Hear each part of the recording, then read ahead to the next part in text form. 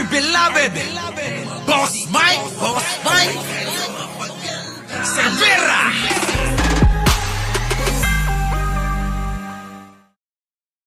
Magandang umaga, magandang hapon at magandang gabi sa amandako ng mundo. Naroon kayo. Siyempre, magandang buhay na rin para sa ating lahat.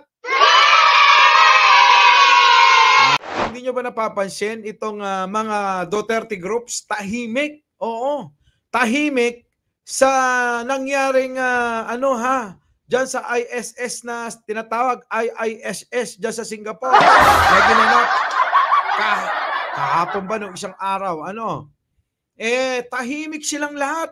Tameme. Hindi nila alam kung paano pang gagawan ng issue para mapahiya ang Pangulong Bongbong Marcos. Nga mga lintikan na yan, Kasi alam nyo mga kababayan, kasi ang hirap nilang Ang hirap na lang siraan. Kasi kitang-kita eh. Alam niyo kung ano yung kitang-kita? Alam niyo kung anong kitang-kita? Sa nangyaring yon? Na speech ni Pangulong Bongbong Marcos? Alam niyo kung ano? Kaya hindi sila makapagsalita dyan kasi lalong lalabas yung kakaiba ni dating Pangulong Duterte at ni Pangulong Bongbong Marcos. Di ba? Kaya ang tanging gagawin na lang ng mga hinayupak na mga lintikan na mga na yan, ng mga nasa kabilang barberya, tatahimik na lang.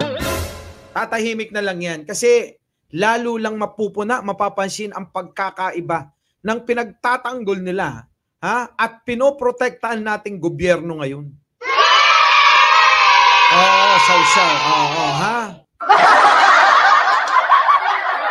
Hindi nila kayang banggain yung speech at question and answer. Galing ni PBBM.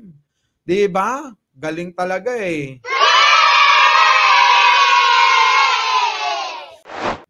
Nanindigan si Pangulong Bongbong Marcos na kailanman hindi titiklop ang Pilipinas at hindi natin isusuko ang ating karapatan sa West Philippine Sea.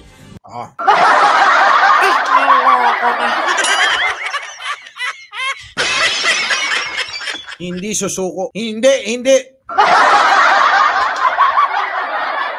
Tapang at tao Parang ampeg ni mga boss. Parang ampeg ni Pangulong Bongbong Marcos. Parang si Andres Bonifacio eh. Pasok. Nagbabala rin siya sa China. Oras na lumala ang tensyon at may namatay na Pilipino. Nasa frontline ng balitang yan, si Gerard de la Peña. Cannot allow anyone. Matapang ang naging talumpati ni Pangulong Bongbong Marcos sa Shangri-La Dialogue ng International Institute of Strategic Studies o IISS sa Singapore. Ipinahayag niya sa harap ng international community ang paninindigan ng bansa sa ating karapatan sa West Philippine Sea. Binigyang diin ni Pangulong Marcos na matagal lang naitalaga kung hanggang saan ang ating teritoryo na pinagtibay pa ng mga kasunduan at batas tulad ng 1982 United Nations Convention on the Law of the Sea o 1982. Panahon pa ni Pangulong Marcos Sr. yun. Pati na ang naipanalo nating arbitral ruling noong 2016. Kaya, yung naipanalo nating arbitral ruling noong 2016 na sabi ni Digong, pang basura lang daw, tatapon lang daw sa trash can. Diba? Biruin mo pinag-aksayan ng panahon, pinaggugulan, binasta-basta lang ni Digong nyo. Agit niya, may legal na basihan ang territorial claim ng Pilipinas. The lines that we draw on our waters are not derived from just our imagination, but from international law. The life-giving waters of the West Philippine Sea flow in the blood of every Filipino. Correct. We cannot allow anyone to detach it from the totality of the... Makinig kayo mga incheck, anyone! Kahit sino Baka akala nyo, ang presidente namin ngayon, hindi lang may itlog. May bayag, may bayag! Yan ang presidente namin ngayon, oo. Oh, hindi yan nagmumura. Maritime domain that renders our nation whole. Pangako pa ni Pangulong Marcos. As President, I have sworn to this solemn commitment from the very first day that I took office. I do not intend to yield. Filipinos do not yield. Yes! Sakali Galing! Sige, subukan nyo! Wala na! Si Duterte, ala na! Oo, nagmumukmuk na! Oo, sa isang maliit na silid! Ayaw nang lumabas Oo! Ayaw nang lumabas sa sobrang kahihiyan! Pinahiya ni Pangulong Bongbong Marcos namin. Diba? Manong mas lumala pa ang tensyon sa West Philippine Sea, tatawagin na raw ng Pilipinas sa mga kaalyado nitong bansa tulad ng Amerika, kung saan mayroon tayong Mutual Defense Treaty. Correct. Nang matanong kung ano ang magiging trigger o mitya nito, ang sagot ng Pangulo, Pakinggan nyo! Tayong mga Pilipino, kahit na kayo mga bobot tanga, may bonus pa.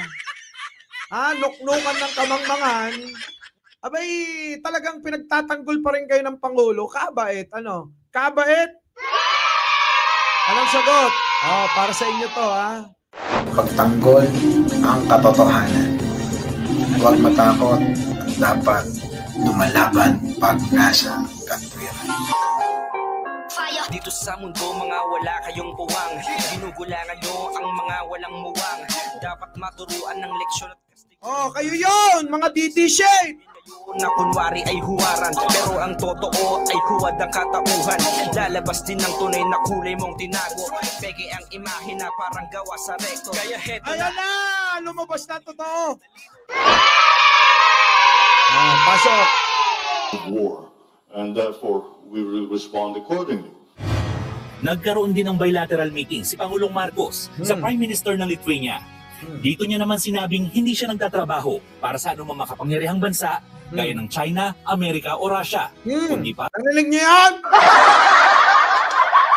Kahit kanina hindi siya doon, nagtatrabaho. Nagtatrabaho siya sa sarili nating bansa. para lang daw sa Pilipinas. Mukhang pinaghandaan talaga ng international community na talakayin ang issue ng West Philippine Sea. Bago pa kasi magsimula ang keynote Pakinggan mo to! Pasok. speech, si Pangulong Bongbong Marcos ay may nakausap namang opisyal ng pamahalaan natin. At marami sa kanila nagpahayag ng pagsuporta sa Pilipinas. Sa Kita niyo? Maraming nagmamahal sa ating bansa. Ang napakasakit nito, kung ang ibang bansa nagmamahal sa atin, abay may mga kapwa Pilipino tayong hindi mo alam kung saan inilupalop ng galing. Siguro yung mga anak ng kapitmana ng galat at swang itong mga ito. pinangagawa ng teritoryo. Nagkaroon ng pagkakataon na magka-bilateral meeting si Ay, pakita mo yung mahal nilang presidente. Nasaan ba yung presidente nila? Ito, nasaan ba yun? Ito, yan. Itong papel na sa kaso nanalo tayo, ipurso mo. Pinurso ko. Walang nangyari. Kasi bobo ka. Tuloy, naging bobo lahat yung mga naniniwala sa yung Pilipino. Kasama na si Click. Sa usapang bugoy. Sabihin ko sa iyo, bigay mo sa akin, sabihin ko, ang ina papel lang yan. Itatapon ko yan sa wastebasket. Yan yung idol nyo! Yung pinaghirapan ng bago siya maging presidente. Yung pinaghirapan, kita nyo, itinapon lang. Wala talagang plano ito na ipagtanggol tayo.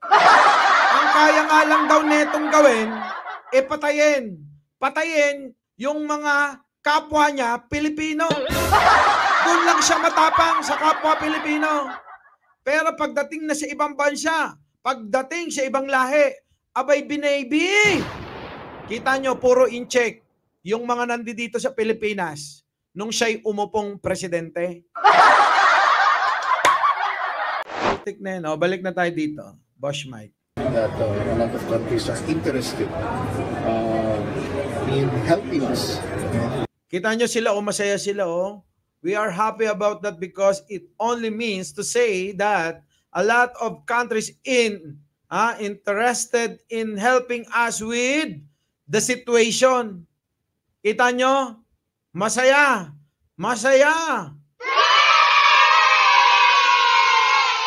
We think about the situation, but really, they are offering us assistance, support. Ngayong araw naman nakatakdang magsalita sa Shangri-La Dialogue si Browner, pati na si Philippine Coast Guard Commandant Admiral Ronnie Hilgavan. Narito rin sa Singapore si Defense Secretary Gibo Chodoro na... Oy, idol! Kinampanya ko pa naman yan, Si Gibo Chodoro. Ang talino kasi niyan di ba? Sayang talaga Pero at least bagay sa kanya yung naging binigay na trabaho, no? Diba? Ay at working visit sa Singapore. Ayun. Nababalita mula sa frontline, Gerard de la Peña, News 5. Itinatuwa ng ilang maritime expert ang bagong pahayag ng Pangulo tungkol sa West Philippine Sea. Tingin naman ng ilang mambabatas, patunay ito na matatag ang pagdepensa ng bansa sa ating teritoryo. Yun! Diba, imbis na yung mga yan, maging proud sila at nagkaroon tayo ng presidente na tulad ni Pangulong Bongbong Marcos. Abay, sila parang nasasaktan. Para bang tuwing makakagawa ng mabuti, sa ating bansa, si Pangulo, tuwing makakapagbigay ng karangalan sa ating bansa, ang Pangulong Bongbong Marcos, sila'y nasasaktan. Anong tawag sa ganun tao? Paki-comment nga. Dali nga, di ba? Magandang umaga, magandang hapon at magandang gabi sa Amandako ng Mundo. Naroon kayo. Siyempre, magandang buhay na rin para sa ating lahat. Our beloved Boss Mike Severa.